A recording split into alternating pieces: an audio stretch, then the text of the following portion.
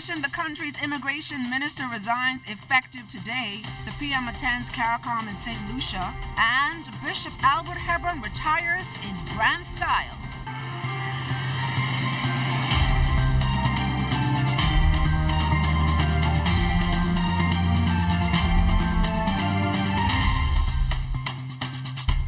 New Monday, new week, new goals. Welcome to the morning edition on this first day of July. I'm Adon Davis. Thanks for waking up with us. To start our week off just right, here's our one-of-a-kind weatherman Basil Dean with this morning's weather report. Basil, good morning.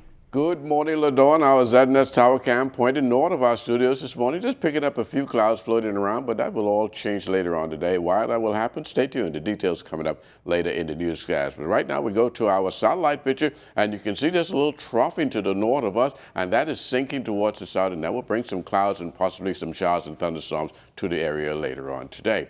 Outside of our studios, we have a mix of cloud and sunshine, temperature at 75 degrees, relative humidity very rich, 100%, calm winds, barometric pressure 1,018.4 millibars, that's 30.04 inches, and it is steady. Your temperatures around the islands this morning: Marsh Harbor 81, 80 degrees in Greentoll Key, Freeport at 80 degrees, in the Berry Islands 83, 83 also in Alistan Bimini, Harper Island 81, Roxanne Eleuthera 80 degrees, out of San Canal 81, 79 in Staniel Key, Kemps Bay, South Andros, and Fresh Creek in Central Andros. In San Salvador and Rumkey 81 degrees. We're picking up 81s also in Ragged Island, Clarence Sound, Long Island, Crooked Island, Betsy Bay, Acklands, and Machitani, Nagua, the Turks and Caicos Islands at 82 degrees. And your boating forecast for today: in the northwestern islands, winds northwest to north at 10 to 15 knots. They will be falling light and variable at times, seas around 2 to 4 feet over the ocean. High tide 6:08 in the morning. The low tide will take place at 12:14 in the afternoon. For the central Bahamas, winds light and variable, flat seas 1 to 3 feet. And for the southeast Bahamas, southeast winds 10 to 15 knots, and the wave heights 2 to 4 feet. That's going to do it for your first look at weather the morning edition. Stay tuned. Your forecast for today tonight is still ahead. Thanks a lot, Basil. The Bahamas' first traffic report is up next with our Kelsey Johnson and the morning edition traffic team. The traffic report is sponsored by Bahamas First. First in insurance, today, tomorrow.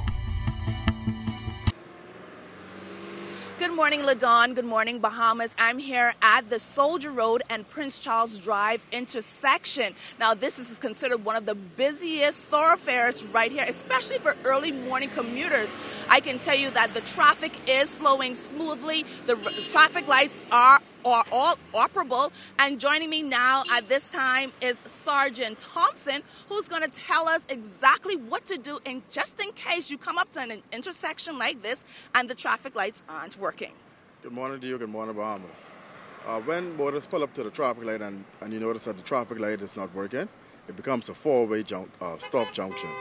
That means the first person that arrives to the light, you come to a complete stop, and then you proceed. Second person, and so on and so forth. For far too often, especially in these blackouts that we've been having, we've been seeing that persons are blocking each intersection. Everyone trying to get to the intersection all at once. That simply cannot happen. You have to be a mature motorist and use these junctions as a four-way stop and follow the rules and procedures as it relates to four-way stops. Now, the first person you said will have the right of way, but everybody believes that the main road is the right of way. So we're on Prince Charles and Soldier Road. What is the main road or intersection right now?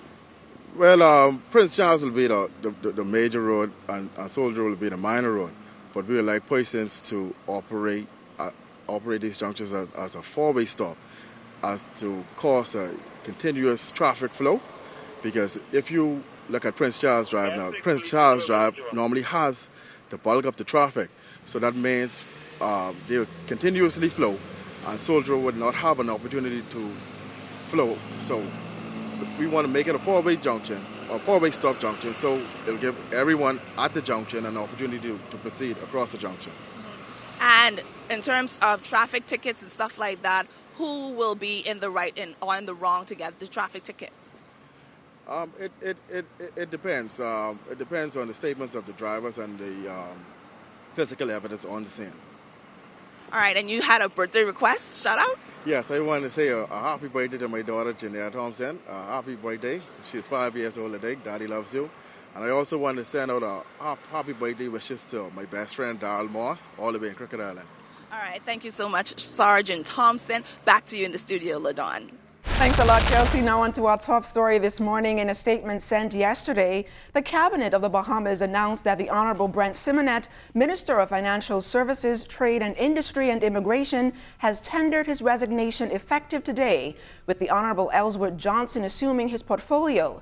The statement gave no reason for Mr. Simonet's resignation. However, in a separate statement issued by the Office of the Prime Minister, the Most Honorable Dr. Hubert Minnis, the Prime Minister thanked Mr. Simonet for his many years of service to the Bahamas and also said he has confidence that Mr. Johnson will serve his country well in his new capacity. Mr. Johnson is a former president of the Bahamas Bar Association and former Minister of State in the Office of the Attorney General and Minister of Legal Affairs. Prime Minister, the Most Honorable Dr. Hubert Minnis will leave the capital for St. Lucia around 3 p.m. today to attend the 2019 CARICOM Heads of Government meeting. One of the first items on the Prime Minister's itinerary is a meeting between he and Prime Minister Chastanet and the Ministers of Tourism Tuesday evening.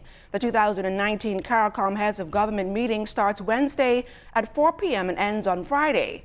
The Bahamas joined CARICOM on July 4, 1983, and has continued to play the dominant role of being a major player in issues of regional interest. Stay tuned to the ZNS Network for coverage of the Prime Minister's attendance at the 2019 CARICOM Heads of Government meeting.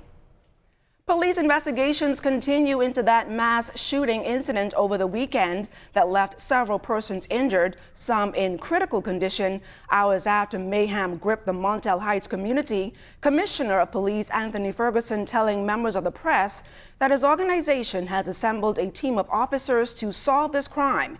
He added that police are following significant leads and are aware of the alleged perpetrator of the crime. I'm not going to release any information on the targeted information nor the suspect at this very moment. Suffice it to say that there's actually a team that is actually doing some work in respect to this information, and you could appreciate